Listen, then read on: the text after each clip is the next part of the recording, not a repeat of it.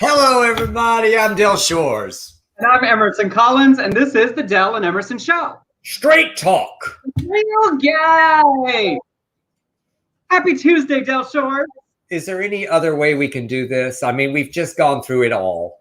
There just is not. I've made all the choices. We got a huge show today. TikTok exorcism, COVID penis problems, gay foster care, frat boys versus trans house, a serial killer lesbian lover, Hong Kong police porn, a trans bank robber, Miss Universe, JoJo Siwa wants an airport, and more. Woo! It's a full show. I know. When I do that, do you ever think, Emerson, you just try to make us do too much? No, I don't. Sometimes it feels a little bit like a race because you put those times on it, and I go, oh, I'm behind. For those of you watching with us live on Facebook, on Twitter, on YouTube, hello, say hi, share the broadcast. To those of you listening back later on iTunes, Spotify, Google, Alexa, wherever, hey, y'all. Yeah. Hey. Well, I did it. You did it. What did you do? Right down that outside world without my mask on. I felt naked, but I did it. Oh my goodness! What? Tell us details, please. Aren't you proud? That little sort of lives moment just came to me right here on the spot. Oh, it's iconic. It's iconic. That wasn't even planned. No, y'all, really, I did. Sunday, we said we are masked and vaxxed, and we have done the things. So we went for a little brunch on the patio at Pump, Lisa Vanderpump's West Hollywood establishment. It was very lovely. And then went to a birthday party in the park at the La Brea Tar Pits with like 40 people outside. Okay, we've joked about reentry classes for weeks and weeks and weeks. It is clear that I need them. And tell us why. Because I have lost the ability to do normal type small talk. All of my conversations kind of went like this. Hi, I'm Emerson. Are you living your life with intention now? like there was no like, how's the weather? I mean, there was a lot of like trying not to just say, how are you? What have you been up to? Because we all know the answer is nothing. And this work I've been doing on my own journey to the point where one gentleman's, I was like, hi, it's nice to meet you, Ian. And I was like, I'm hugging strangers. And they were like, this is James. And he was like, I'm not hugging. It's like fair. You get to do that. You don't have to. James, go ahead. Just don't be hugged. I think though it's the first time out because when I went to that rap party thing at Fowler's, you see people go, oh my God, there's Catherine Bayless. Hi, Catherine. Oh my God, there's Marilyn Haskell. You just sort of want to catch up way too quick.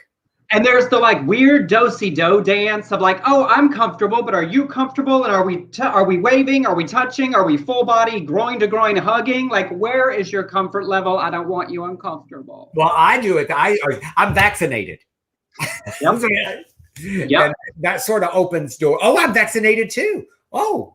Well, this was very like, it was known in advance, everyone at this little gathering was, but it was really nice. And like, yes, it was funny, but also some of that I want to keep. Like, let's just be honest. I told more strangers, well, I fell apart in June and I got pills now. How are you? Like, just who needs all that? I don't need to talk about the weather with somebody I just met. Oh, thanks to pill and I'm okay. That's correct. Now, what you been up to? Well, on Saturday, I went to the oxygen chamber on Sunset with my friend Beverly. And now, what is this oxygen chamber for? Well, it's supposed to like make you happier or something. I don't know. It's like, healing and your skin's better. And it's just pure oxygen you breathe for an hour. Well, I did not know it was an hour. It's hard for me to stay still for an hour. And it's a little bit like being in a coffin and they're just like closing it and they go, okay. And then would you like an iPad? And I'm like, no, I don't know if I want an iPad because I want to zen out. I just wanted to clear my mind. I wanted my mind to just be blank for an hour. Well, that's just not possible. Now, wait, were you in the dark? Yes, because they give you a choice. There's a little light thing on the top, but they could put a black cloth thing over it. So I chose to just do the black thing. I thought, well, maybe I'll doze off. And so I had like 5 minutes, I have to tell you, of a little bit of claustrophobia because it's locked. It's not like a tanning bath where you can bolt. It's fucking locked. And they even tell you after it goes off, don't panic. It takes 2 minutes to decompress and then you can get out. So anyway, so they give me this iPad and I just put the iPad aside. I'm not going to look at it. Then I got kind of bored. And so I started, I listened to Justin Bieber's album because I'd heard it was really good. It was just so slow. Every single song is just pitiful. You're locked in a coffin. It's starting to sound like you listened to a funeral dirge. It did. It was like, so I listened about almost all of it. And then I was trying to focus on the lyrics. And then I saw that on the iPad, there was messaging and there was emails. So I decided to check and see what was in there. And it was all these Gen Zers or whatever they are, taking selfies of themselves in the oxygen chamber, these rich kids. And so I went through that and then I started going through emails and then it was over and I had to wait the 2 minutes and that was kind of it. It's almost like then you basically had all those kids' numbers because it sounds like that's taking a picture and texting it to yourself so you can post it to the gram later. I wish you should go back and you should start text conversations. Well, hello, I'm in the oxygen tank and I see that you must have been here earlier today. What was your experience? That's a great idea. I bet you don't. Hi there. I love your selfie. How do you get your cheekbones so sharp? I am from the great beyond and I have questions. Because they would not have sent that selfie without like one of those filters. So you're right. That's exactly right. They had to send it to themselves. So that's interesting, Emerson. I had all. Rob, good question. Are you dressed in those hyperbaric chambers? Yes, you are. You are dressed, Rob. Do you have to be? I don't think there's several people in the room, so it would be awkward to take off your clothes. Now wait, you're in a bunch of coffins in a row? There's four. There's four in a room. Oh, so like you're in one, she's in one, and then like Beverly was in one, and Beverly loves them. She's going every day. Well, it sounds like what you really need is like an intercom system where you could just push the button and be like, "Hey, Beverly, what's up? What's going on over there?" Hey, like it's a little like string in a can. Hey, girl. I just thought of something. I'm taking off my pants. Do you think they'll mind? I'll put it back on. I mean, there was enough time. Maybe next time I'll take a little lube. I don't know. There was some time. There had the internet in that. That's giving me ideas, Emerson. I could make this go a little bit faster. I mean, they already have to clean it out after you get out anyway. You just have to think that shit through. You just have to finish when the buzzer goes off because that means it's 2 minutes till you're open. Well, you can't. I mean, come on. You have to like plan. You have to have some. Now we're going down a real bad rabbit hole. I'm going to start talking about planning to put Kleenex in my trousers and a little tiny bottle of lube and maybe some poppers. Well, did you feel younger and lighter when you finished? I felt really good. I felt kind of, it does do this pressure to your ears, like you're up in the mountains or up in the, or in an airplane. Well, so, Dean said his late husband had to do that for over a year to help him heal. He'd be in there for over an hour and he would be naked with a sheet over him. So we didn't have that. We didn't have that option, Dean. But here's what. Now, is this ironic, Emerson? Is this irony? Because the next day, Beverly sends me a text that Justin Bieber sleeps in one of those chambers. So is that irony that I was listening to? No, that's a coincidence. That's just a coincidence. That's interesting. Oh, interesting. Yeah. Well, all right. Well, that's what we've been doing, y'all. Yesterday was also International Day Against Homophobia, Transphobia, and Biphobia. It's chosen as May the 17th to commemorate the day in 1990 when the World Health Organization stopped classifying homosexuality as a mental disorder. Though based on the way I've been behaving in public this weekend, I'm not so certain that they should have stopped. It was also Honor Your LGBT Elders Day. So I just want to honor you. Thank you, motherfucker. Thank you. Fuck you. So it doesn't say how much elder. Those TikTok days could honor me. I paved the way for you, Emerson. Don't you forget it. Whenever somebody said when I was at Stonewall. Yeah, throwing that brick. You and Listen, Stormy. I want to Sylvia. return your mental illness issue. It has nothing to do with you being a homosexual. I'm not so sure. No, it does not. I can contribute. I attribute all of my faults to living in that walk-in closet. You're just batshit crazy. It has nothing to do with the gayness. Nothing. Okay, fair. It's just a bonus. The gayness is an add-on. You know, it's like if I was a car and they were picking the features, some of those mental problems were installed at the factory, but the gayness was a little add-on at the end. Maybe some of the damage that we incurred contributed to the mental illness. Let's be fair. I mean, that no, not mine. Oh, you're just like, I did not get anxiety from singing hymns at church and wanting to give a blowjob. My gayness was an add-on. Yeah, but you my gayness was the rims on the car. Oh, at the end. I see. All right. Well, I think we should move on. We're already behind. News. We're already behind. Let's go. Well, on Friday, State Department spokesperson Ned Price told the Washington Blade the Biden administration's priorities for the LGBTQ plus community internationally. Are y'all ready? Decriminalizing same-sex relations globally, protect LGBTQ migrants and asylum seekers, protect human rights and advance non-discrimination around the world, respond to anti-LGBTQ human rights abuses, and build coalitions and engage international organizations in the fight against discrimination. So 5 amazing, it's a great list. It's a great list. And that they're really working. The State Department has made it a priority. It's something they're working on. Speaking of our LGBT elders, though, in all seriousness, David just said, I was at Stonewall, but the night before the big night. Wow. Amazing. And, you know, kidding aside, obviously, we stand on the shoulders of those that came before us. I can't imagine what that period was like and being there. And we're grateful legitimately to you. That's just amazing. Just think about that. And here you are today with us, and we thank you.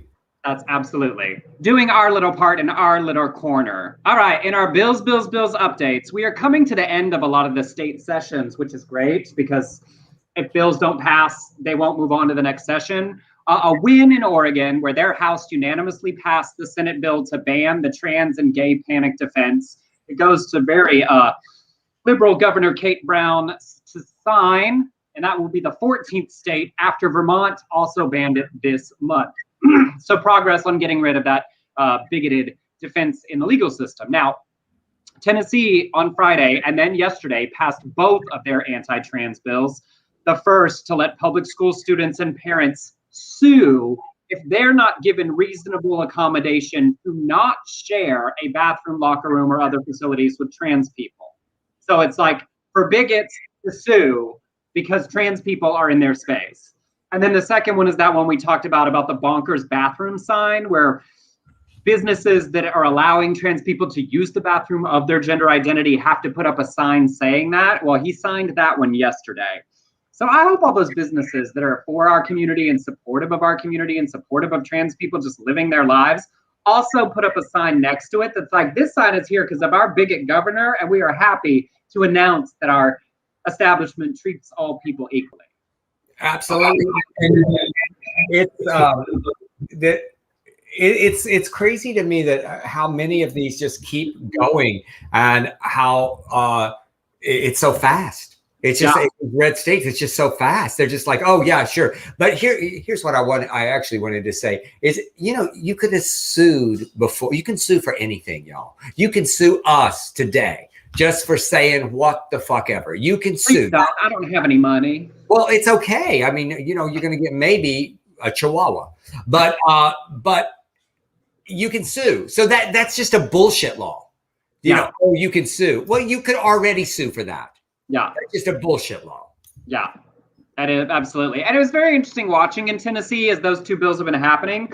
The Tennessee Log Cabin Republicans came out in opposition to the bathroom sign bill, which was interesting, surprising, but sort of from a libertarian perspective of not telling businesses what to do. Joshua Hurd, the chairman of the Log Cabin in Tennessee, wrote an article for the Tennessean But in it, he also said Americans are still sorting out how they feel about trans people and how they can be tolerant or hospitable neighbors, even if they disagree. Disagreeing with someone's existence is not a rational disagreement. He said he understood the concern about trans women, which is garbage, but he also pointed out how weird it's going to be to force trans men to be using the same restrooms as girls. It's like, it doesn't work, but their bigotry doesn't even work both ways, actual bigots. They did at least debunk the whole bathroom assault fear and pointed out the opposite's actually true with trans people being assaulted when they are recognized as trans. But this is the same log cabin organization that said that TJ Osborne didn't deserve a resolution for coming out, and they put out a whole ass statement about TJ Osborne. You know, that story we said about the resolution recognizing him. And at one point said, don't expect rainbow confetti in a ticker tape parade just for liking boys, hunty. Shut up and sing. You know, like they told the Dixie Chicks way back when. You know, they think they are so smart and cute while the rest of us are fighting for their opportunities. You know what? Why is my mind going crazy? I don't want to dwell on this because I don't even want to give them oxygen because I got so much now. But what I really want to say is you shut up and continue to vote against trans rights, continue to vote against your own rights, and go fuck yourselves. Just shut the fuck up. I am so tired of them. I am so fucking tired of them. But and also like using like queer coded language and like, oh, look, like I'm like using the language of the community. And also you endorse 12 candidates with terrible LGBTQ track records. So moving on. Oh, it's me. Always. I'm just seething, Emerson. All that extra oxygen. I didn't even think about that. Yeah. Long-winded. Healthy love. Yeah. A TikTok of a Christian grandmother exercising her gay granddaughter's room has gone viral. TikToker Celia Brooks wrote on the video, if you're wondering what religious abuse is, here. And this woman stands in the doorway. You can find this video. And she's touching the door and she says, demons, foul spirits, lying spirits, Satan, I rebuke you in the name of Jesus, in the name of above all names, praise you, Jesus. Then she leaves. And I guess the girlfriend was filming. She was in the room because she's filming. And it was so sad because the girlfriend, her girlfriend was crying. I mean, with this grandmother screaming all this shit. And Brooks uses the hashtag abuse religion, LGBTQ, and emancipation. In a second video, the text says, this is how my grandmother talks to my girlfriend, as she calls her a blood-sucking leech. So there's a lot of love there. Yeah, so much love from the Christian folks who are going after their own granddaughter. It's interesting here. You know, well, I can show this to y'all. I have it. Watch her. Lying spirits, Satan, I rebuke you in the name of Jesus, the name above all names. Praise you, Jesus.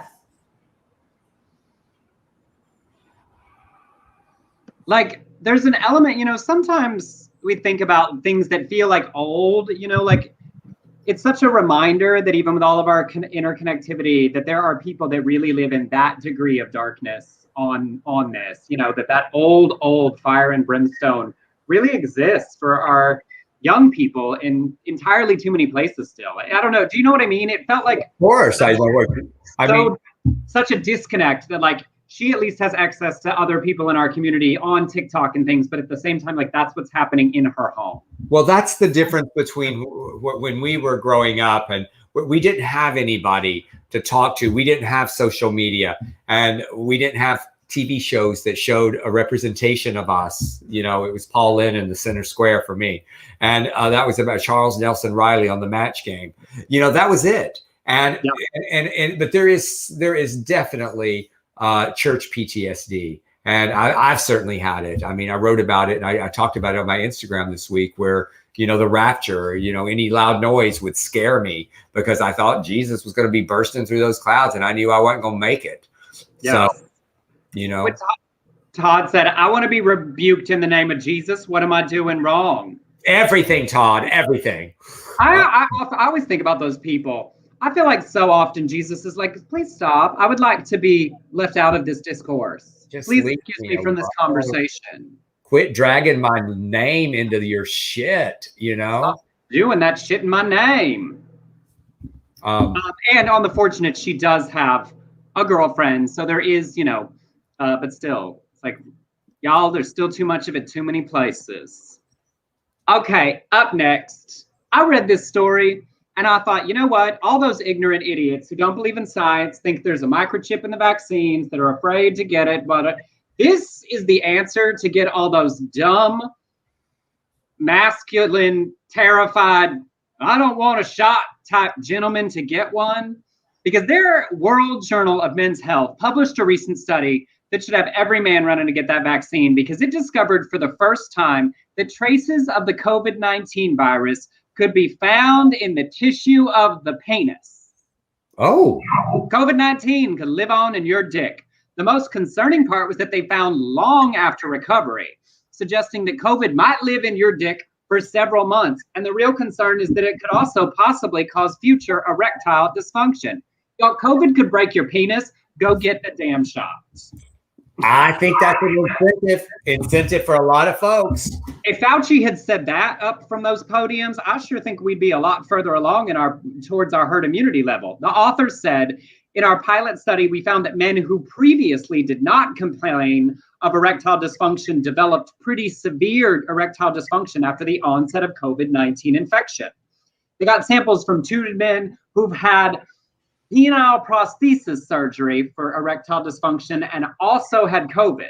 Now, one was very ill with COVID and hospitalized. The other only had mild symptoms, but both showed signs of the virus in their penis tissue and signs of endothelial dysfunction, which is widespread vessel dysfunction. Obviously, it's your blood vessels that let you get it hard on.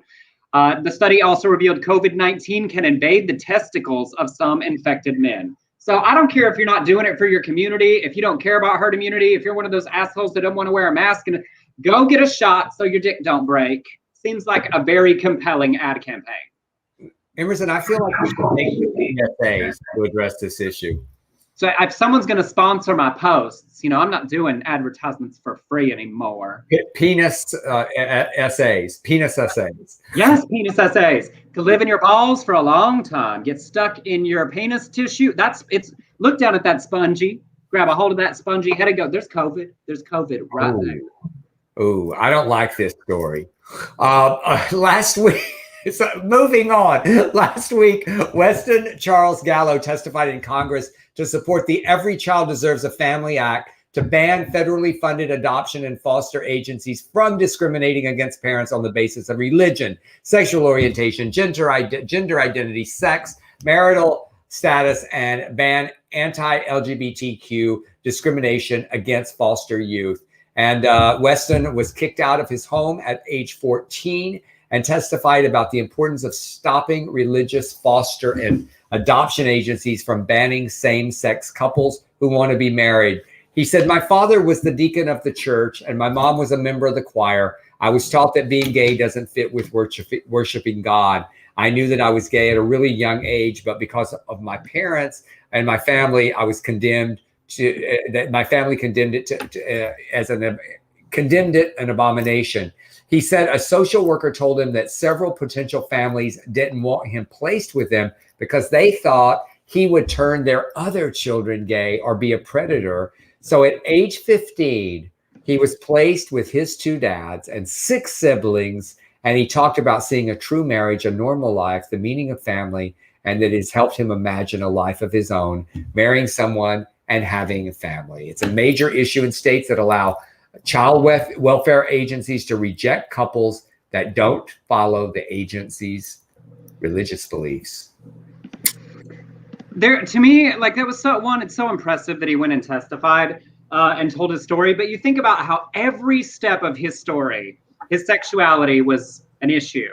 He was out of his parents' house because he was gay. They were having a hard time placing him in foster care because some people didn't want him because he was gay, because of that bullshit, turn other kids.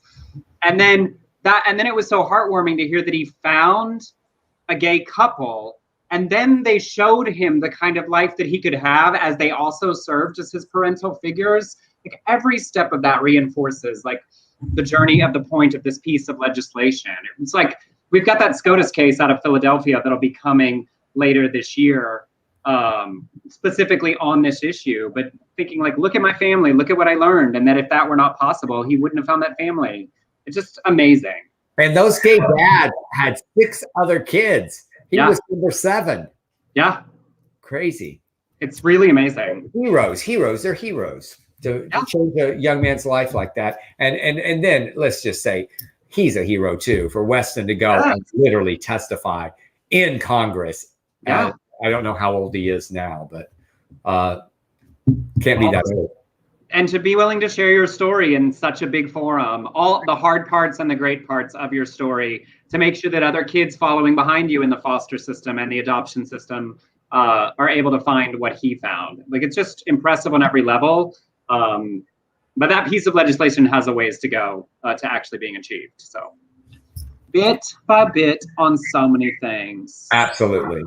I thought it was important to rewind. Leanne said, back to our COVID penis story, she said, nobody wants a broken dick. I'm going to make my husband get another shot. I'm ready for the booster. Don't break my penis. Yeah. Next year, when do we need it? Next January, I'm ready. Get that booster. The moment they say we need it, I'm there. I got my, I got my little card here. Got it. I'm ready. Be like, come on, ready. Well, we have reached the middle point of our show. We appreciate everybody who chooses to tune in live and laugh and talk and contribute along with us. If you enjoy what we do here, presenting what we find interesting and important in the news, you can send us a tip on Venmo to @EmersonCollins or on PayPal to beardcollinshoresproductions@gmail.com. It is not required, but it is greatly appreciated. Thank you to Kelly, who already contributed today. And to those of you listening back in podcast form, I know those come in later too, and we are just as grateful for you all after the fact. Yes. Thanks to those on PayPal. My cousin Robbie gave us some money last week. That was sweet. From Texas, from Dallas, Texas. We appreciate all y'all. There are lots of ways to contribute. You can contribute to my wallet. You can contribute to my self-esteem. You can. So they can designate what it goes for? No, it's like you can give comments and shares that feed my self-esteem. Money doesn't do that. The money's from my wallet. I see. But I thought maybe they could tag it. This is for your copay, for your pills. This is for your. Oh yeah, you can do that too. You can. It's like when you donate to a foundation. Sometimes you give to the general fund. Sometimes you give to a specific campaign. You are welcome to tag your contribution for specific purpose. I was online shopping for Speedos earlier, like I need another one. So. Well, there's, you can always get them at those cheapundies.com. I watched Cheap Undies. I got that AliExpress where I got $5 swimsuits, but I was looking at a full price Timoteo one earlier. Y'all, I have an entire duffel bag full of swimsuits I still hadn't worn anywhere yet. And if you get real hard up, you can always sell them on the street in West Hollywood. On the street. Wear one and then sell the others. Oh, I don't know that there's a market for mine on the street. Can you imagine? Lightly used. Isn't that what they say about furniture? Lightly used. People be at clothing donation stores, gently used welcome. They're like, don't give us those tennis shoes you've been wearing to paint in the garage for 15 years. I know, and they don't accept underwear. So that just seems right. There are now whole websites where you can sell that, where you can sell your gently used intimates to a particularly enthusiastic audience, I believe. Oh, I wish you hadn't told me that. Well, no one's making you go. I know. I'll be Googling it after the show just to see just out of morbid curiosity. See what they're going for. What's the going rate? I think, it depends on your pre-existing fan base, unfortunately.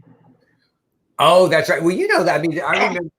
What did he say? Dennis just said, Emerson, there's a market for used underwear, or so I am told. I've heard. All right, shall we move on? Yes, this next story comes to us out of Bucknell University in Pennsylvania. At Bucknell University, Fran's house is a living house, I want to show you the sign out in front of Fran's house, is a house that provides LGBT-friendly, gender-neutral accommodations and home for queer students. Well, last week, nearly 20 former members of the Tau Kappa Epsilon fraternity showed up and tried to break in, according to their RA, Tyler Long. The students yelled, "Let us in, this isn't your home, and this is our home," as they banged on the windows and doors, swung a metal bar at the pole that displays their pride flag, exposed themselves, and urinated on the front porch. It seems that this used to be a house of this fraternity that's no longer allowed to be on campus, so then it was picked up by Fran's house for all these guys to show up. Well, the Fran's house RA called the university's public safety officer, and Long says, when the public safety arrived, they laughed at the situation. It said the officers were instead out front bonding with the alleged former frat boy offenders, reminiscing about their college days and calling them handsome young men and promising to let them do a walk through the house after graduation. They didn't even speak to Long as the RA or check on the Fran's residence. Now, University President Brodman and the administration did put out a letter condemning it and the public safety officer's response, and they are having an outside firm conduct an immediate investigation. He said in their letter, "We cannot erase the ugliness and subsequent trauma of last night's transgressions against the students of Fran's house and implicitly many others, but we can commit to addressing it in a way that protects LGBT plus Bucknellians and better ensures their safety in the future." So it sounds like the administration gave a full-throated support and condemnation. But I don't know, I just feel like there's a lot of LGBTQ people who end up with trauma from that sort of thing, you know, like the terrifying frat boys. It's like the college version of middle school when the big guys picked on the weird little kids that became the LGBTQ kids. You know what I mean? Yeah, and the security guards. I don't know what's wrong with my mic today. Sorry, guys. These security guards to say, "Oh, we'll give you a walkthrough later," and handsome young men, and just jawing with them like they were, like they're back in the fraternity. Yeah, it sounds very good, old boy, and like it sounds like it started from their bitter that their fraternity can't live in that house anymore, and so they somebody got a hair up their ass, so to speak. But to have the public safety officers side with those people, I mean, they described having to hold a window closed with these guys outside the window. And I remember that era. I can't imagine how terrifying that was. It certainly would have been to me at that time in my life. Yeah. I've told you the story. I auditioned Baylor, where Dell and I both went, had a sort of satirical anonymous group called the Nose Brothers. Right. Well, I auditioned to be in the Nose Brothers. And it involved writing an essay for their fake version of the Lariat. You had to write a satirical essay, and I'm looking back, mine was terrible. But I got the call to come to the audition part, and they made me dress up like some wrestler. So I'm out in this weird little wrestling outfit. They blindfold you and take you somewhere. And I look back and remember being told to they handed me a cucumber. I'm wearing a blindfold, and I'm fake masturbating a cucumber. And I look back and think, how did I not just take off the mask and walk out? I wanted so badly to be accepted. It was oh, I don't know where this is going, but sure, whatever. I did not get accepted. But I look back and think, why didn't I have the presence of mind to just be this is stupid. You don't want to be a part of this, I'm sorry that you had that experience. I'm not traumatized, but apparently the sign around my neck said something like "enter from behind" or something. But I was waiting while someone else was going through their process, and I didn't take off the blindfold. I just sat there and did what I was told. I never had a desire to be a Nose Brother. Never. Maybe I wanted to because it was it felt from the outside like the anti-fraternity, Right. Yeah. Well, it was, so then I got involved and I was oh no, it's just like that. It's just like all of that the bad version of all those things. Yeah. But I lived with a bunch of frat boys who were wonderful through the years. Yeah, I had a bunch of frat friends, but I never wanted to be a part of it. I just never, it was never, I mean, because I was in the journalism department and we were so anti-frat, it was oh, that's not, we were too cool and they were too, their coolness was not the same as our coolness. And Anyway, all right. Wait, hold on. There was several people asked. That was at Bucknell University in Pennsylvania, that other story. And Rob said, I'm so sorry. Y'all, I didn't tell that story. It's not traumatic. I told that as a funny, like, when you want to be a part of something, how far you'll sort of like go along when you're not sure what's happening, you know, you can get wrapped up in some nonsense. So we got a crazy story, y'all. This is such a crazy story. Joanna Dennehy is a serial killer in the UK who murdered 3 men in 2013 in a killing spree she said was just for fun. There she is. She befriended a man, pretended to be his girlfriend, then murdered him and left his body in a wheelie bin. A week later, she murdered her housemate in his bed and called an accomplice and told him, oops, I did it again. Like she was Britney Spears. Yeah, oops, I did it again. 2 days later, she murdered her landlord. I guess the rent was late. She's one of only 3 women in the UK sentenced to life in prison. Now, during her sentencing, it was revealed that she had told a psychiatrist she saw the murders as kind of a fetish and said she had killed to see if it was as cold as I thought to see if I was as cold as I thought I was. Then I got Moorish and got a taste for it. In prison, she met Haley Palmer. Here's where the love story starts, y'all. A street robber who recently finished her 16-year sentence, and now they are engaged. Now, it's like this 16-year street robber and this serial killer got engaged. And I am single, y'all. I was gonna say want to point it out. I am single, but the serial killer and the street robber are engaged. Mm-hmm. So anyway, Haley apparently gave Dennehy an ultimatum: no more murders, or they couldn't be together. So okay. Wait. No more murders, or we can't be together. Like, y'all, I just think when you think about compromises in your relationship, okay, how did that go? Okay, I love you, but no more murders. So we're just. If she murders again, I'm out. That's a deal breaker. Even one more time. The first 3, she got to pass on. But this, I will put up with a lot. So Haley speaks about Joanna like she's her high school sweetheart. They talk every single day, which I'm confused about that. They got cell phones in prison in UK and fully intend to get married. Haley joked that they would not be allowed, because it's a joking matter. Murder is always a fun little topic to joke about. So she joked that they would not be allowed to cut their wedding cake because there's no way they'd let Joanna have a knife. I mean, if that isn't a gut buster, I don't know what is. I mean, I guess if you've like been I'm laughing. Okay, I don't know why I'm laughing. It's so sick and twisted. If you have fallen in love with a serial killer, I guess you got to be able to make knife jokes. You know, if the fiance of a serial killer can't make a murder joke, who can? It's like I guess it could be a Knives Out. Knives Out 2. I know. They've already announced Knives Out 2, the sequel. So this is going to be Knives Out 3, the lesbian prison wedding. Oh my goodness. Also, why are you going to get married now that one of you's out of prison? Well, because she's trying to get out, right?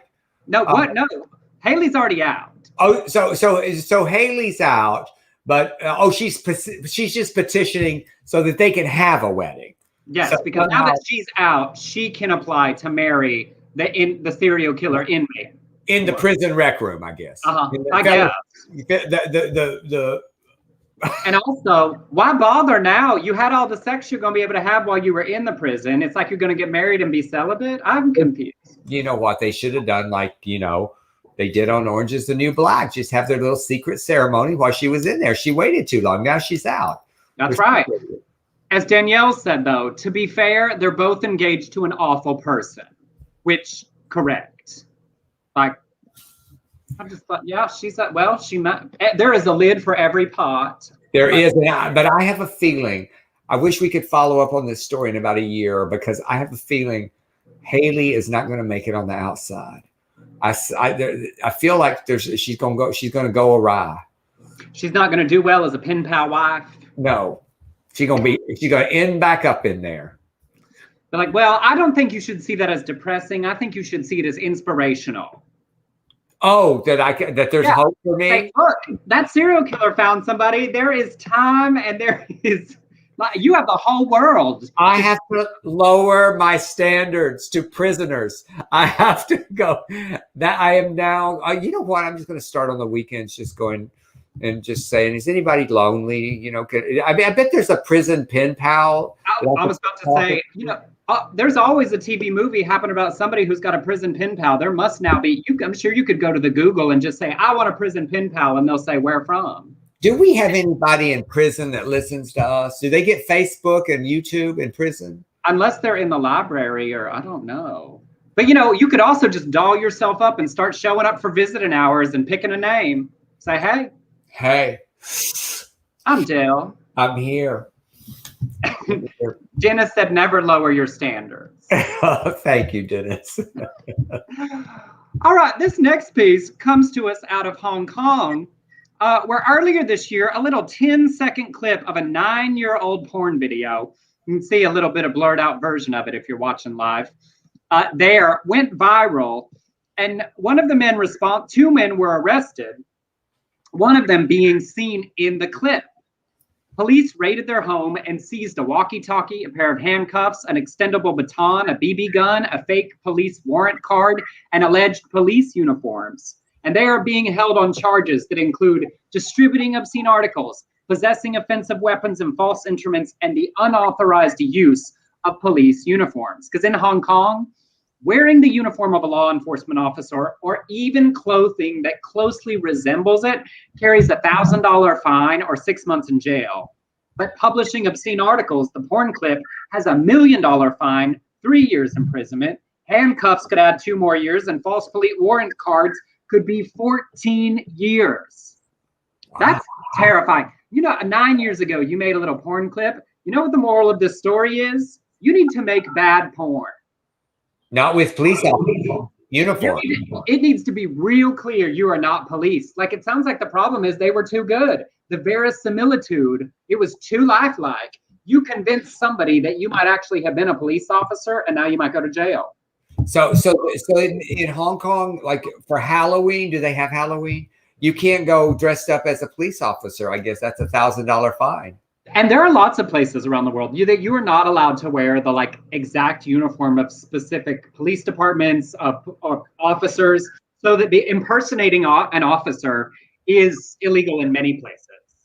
That's not weird. It's just such an extreme jump to say that like impersonating an officer, making an Eiffel Tower with another man with a gentleman in between you, is somehow going to convince somebody that you were actually an officer. But yeah, I took the moral of the story. That's why lots of porn acting is bad. They don't want you to think this person is really an officer, really a doctor, really a TA in college, really a jack. And certainly not an actor.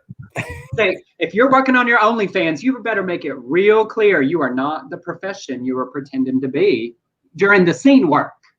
I love sometimes watching porn where they have a little scene before and is this where you live? And you know, yes. And Yes. I watched that. I watched that first part. That given circumstances, the setting. I mean, otherwise it's all the same. That middle part at a certain point, you've seen every version of that there is to see. So the setup should matter. No, I saw one not too long ago during COVID. A realtor. It was a realtor showing a condo. He's showing a house and then showing his ass. No, this one just went on the market. This one just went on the market, and so am I. As he bends over the banister, he's like, "Look down at the marble floors while you penetrate." They were fucking on the stairs by the end. I knew it. All right. Wait, hold on. You're not alone. John said, "I only like the porn with the scenes." I know. You could judge them. I guess. Oh, wait, one more. Because Rob said, "I guess male strippers in that country can't dress like a cop." That is a good point. Think about strippers. That's dangerous. So many strippers start out as like police officers, walking in with the boom, with the billy club and being like, "We heard there was a disturbance," before they rip away their Velcro pants. Well, and the village people would not exist in Hong Kong. Only 4 members. Yeah, that one would be in jail for 6 months. We cannot. Hong Kong is not on the tour. A new meaning to macho man. All right. A trans woman named Iconic Face with 2 C's, Emerson has informed me, was just sentenced to 30 years in prison for robbing 2 banks in Alabama and Mississippi.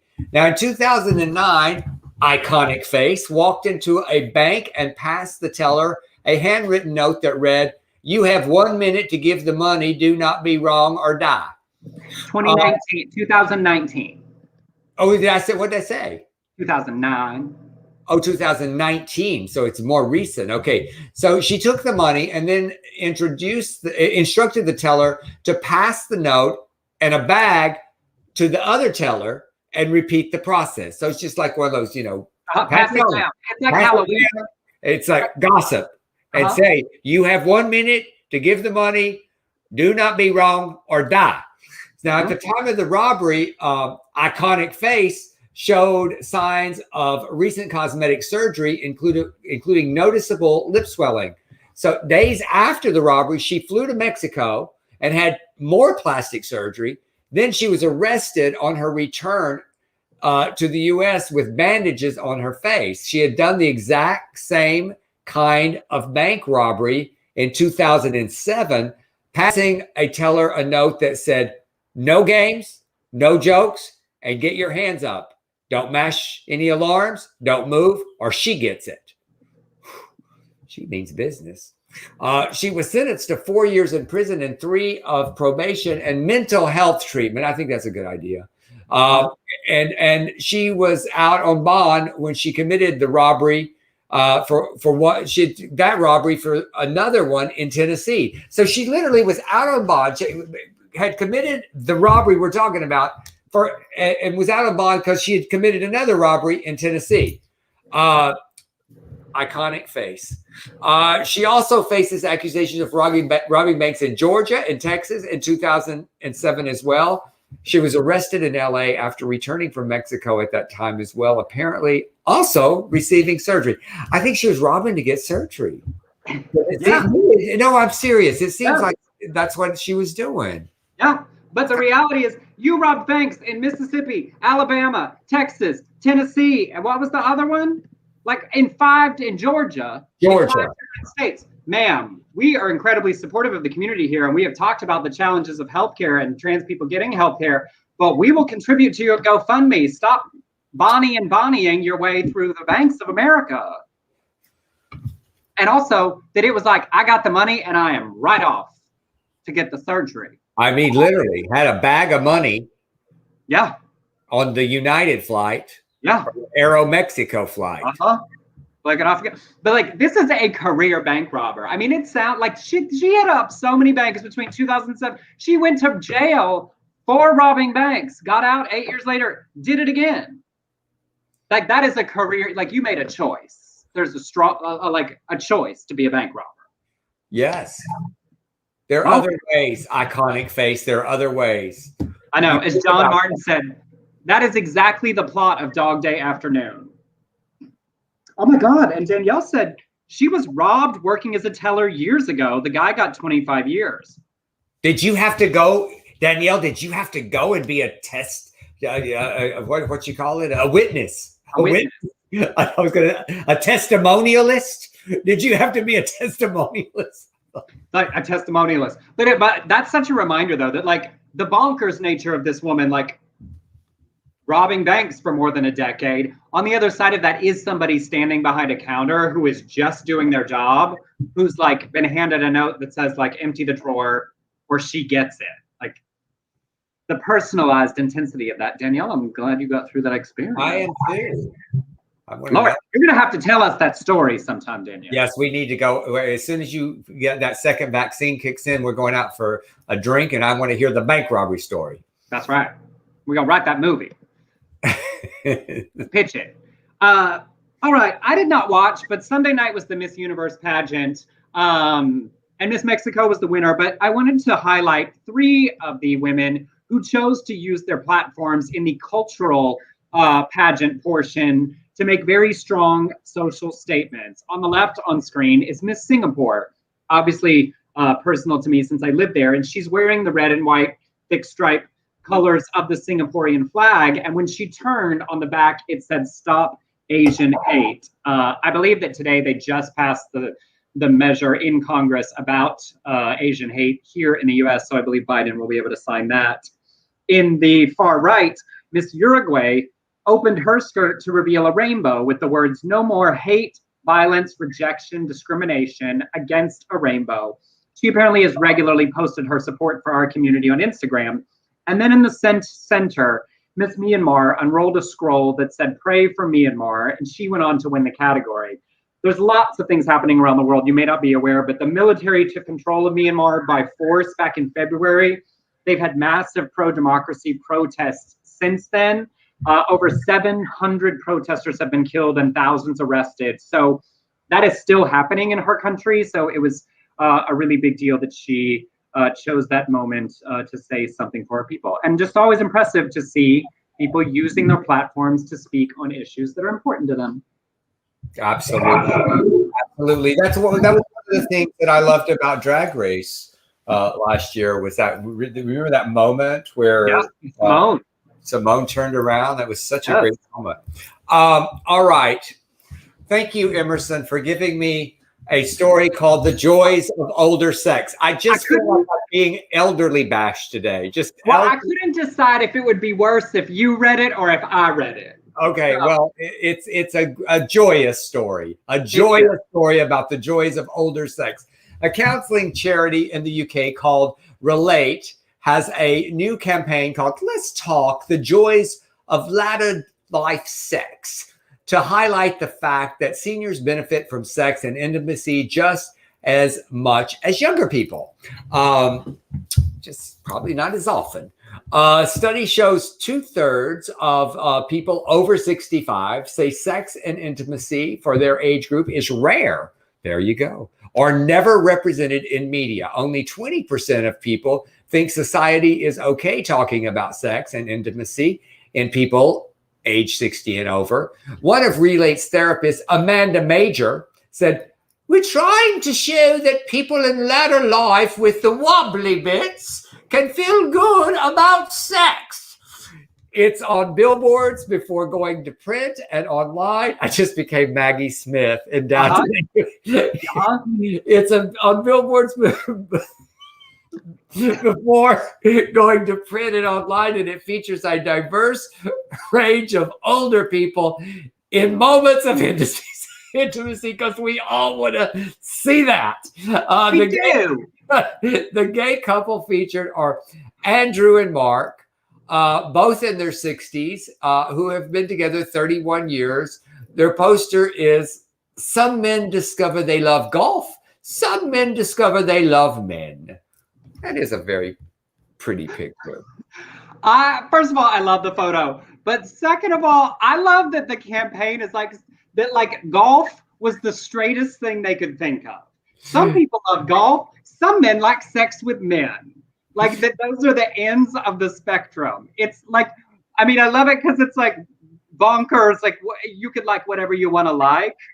But like all those polo shirts and, khakis and things, like golf's a little bit gay in the sport on the list of sports. I love Amanda's quote where she says, "With wobbly bits." I have like some wobbly bits. I like also balls are wobbly from the beginning. Even when they're high and tight before they're hanging near your knees. Balls are always wobbly, but I love that she did say wobbly bits. And in all seriousness, that photo of the two of them, I love it. I love seeing his hand headed down his man's ass crack, because this really is real. Like, why are we weird about older people having sex? As though like all of our bodies change and do weird things. Like you should stop enjoying it because it doesn't look like it looked at 17 is stupid. John Martin just wrote, "I think I'll rent Cocoon." There it is. Grumpy Old Men. How about Grumpy Old Men 1 and 2? Where I learned this, honestly, one of the first times I ever went to Palm Springs and stayed at the nudie resorts for all gentlemen, I stayed next to these, like, they were in their 80s, queens from Australia, naked as jaybird, leathery skin, like they had been at the beach for 60 years. And they were so fun and smart and sweet. And they told me the story. They said, you know, we started coming to Palm Springs and these resorts when there was literally nowhere else in the world we could go and just be ourselves. And we'd come for 2 weeks and then go home where we had to be straight at work. So we don't have to do that anymore, but that's why we still come. And those hilarious, lovely gentlemen with their balls hanging halfway down their thighs, I thought, I want to be you. That is aspirational to me. I'm going to be that old queen who should not be in a Speedo or a thong or should not have his dangly bits wobbling around the pool and looking at those young queens and going, if you don't like it, don't look. I love it. I really do.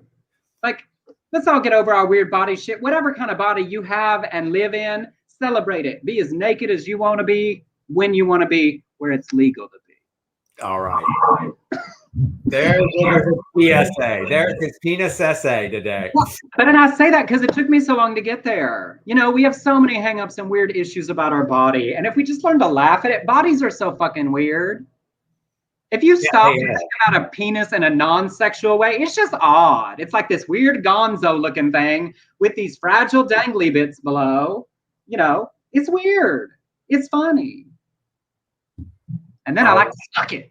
I like it when I get to the point where you're looking at me going, how long are you going to do? This is long. This is a monologue. It is. You get to give so many. I love what you do. I like to call mine soliloquies. Oh, that makes it sound like it's from that Rodgers and Hammerstein musical.